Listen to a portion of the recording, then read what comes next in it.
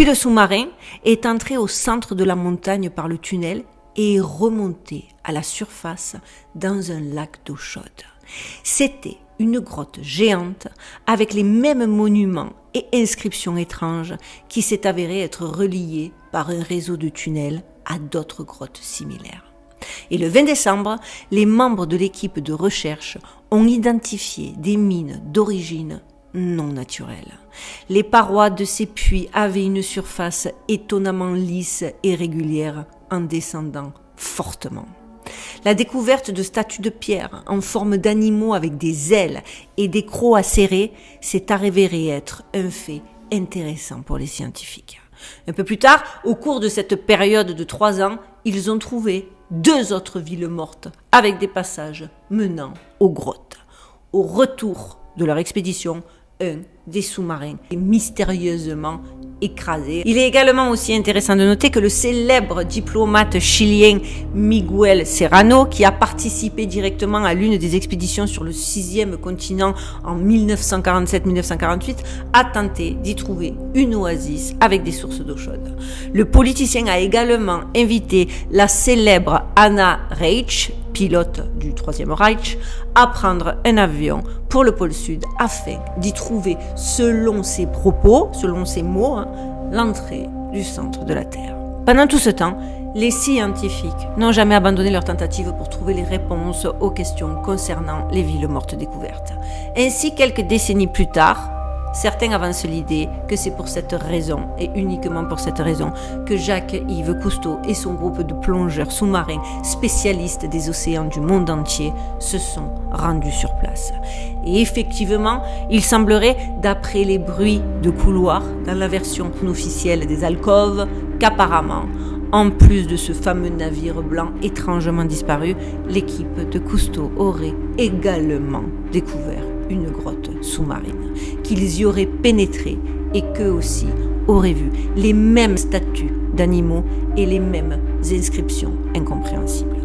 Pour la petite anecdote aussi, le groupe du commandant Cousteau n'est pas rentré au pays en pleine forme. Mystérieusement, 5 personnes meurent sur leur chemin du retour sans qu'on puisse trouver plus d'informations que ça à ce sujet. Et bien sûr, tout est classé secret défense. J'ai découvert aussi en faisant mes recherches que l'expédition suivante de 79 à 83 a été réalisée par des chercheurs russes, avec 3 sous-marins et 2 navires.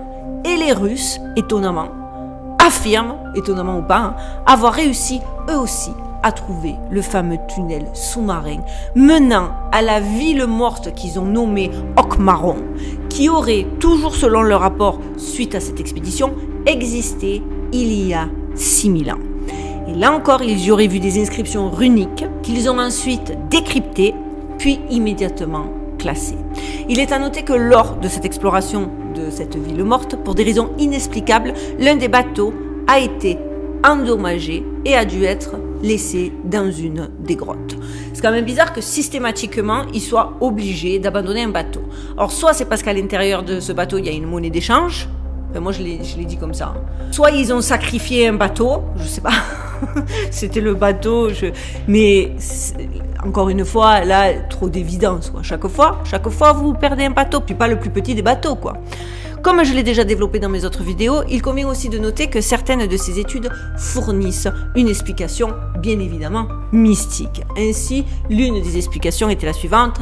Vraisemblablement, au cours de l'expédition au Tibet, des informations auraient été recueillies selon lesquelles tout un réseau de courants souterrains chauds et de grottes avait été découvert dans la région de l'Antarctique.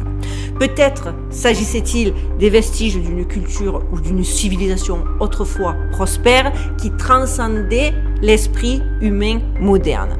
Ou peut-être est-ce que c'était des villes qui avaient été construites par des êtres venus d'ailleurs, des extraterrestres qui ont volé vers notre Terre. Il y a aussi l'hypothèse que le continent recouvert de glace soit en fait l'Atlantide, je vous l'ai dit, c'est ce que croyait Hitler, terre continentale mystérieusement disparue pour ceux qui ne le sauraient pas. Non. Selon les experts, ces pyramides sont d'origine artificielle. L'équipe a enregistré qu'une des pyramides trouvées est située directement sur la côte et les deux autres sont situées à une distance de 16 km de sa ligne. En apparence, ces objets ont une ressemblance surprenante avec les pyramides égyptiennes, dont la plus ancienne date de 2670 ans avant Jésus-Christ. Des messages et des informations plus détaillées à leur sujet n'ont bien évidemment pas été fournis. Dans le même temps, la principale source d'informations sur les pyramides était un court reportage vidéo dans lequel plusieurs photographies étaient montrées accompagnées de petites légendes. Il avait également été mentionné qu'une nouvelle équipe de chercheurs était en cours de préparation et irait effectivement sur place étudier les pyramides découvertes. Ce n'est qu'après ça qu'il sera clairement possible de dire quelque chose de définitif sur leur origine. Toutefois,